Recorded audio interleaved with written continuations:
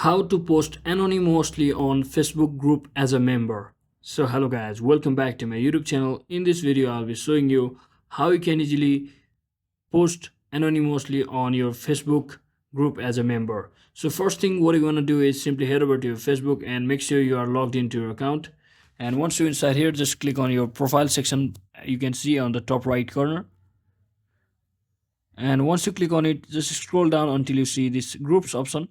Simply click on it and just select your groups section and select the group where you want to post your new post anonymously. So once you're inside here, just click on write something from over here, and as you can see at the top there is an option called post anonymously. So just make sure you enable it. So it basically enables you to post a random post, like without letting anybody know that you have posted it. So the only person that can see your name and profile photo are admins and moderators and your Facebook system. So simply click on got it and just post whatever you wanna post, and let's say like this, and just click on the post, and that is exactly how you can successfully post anonymously on a Facebook group as a member. So hope this video was helpful guys.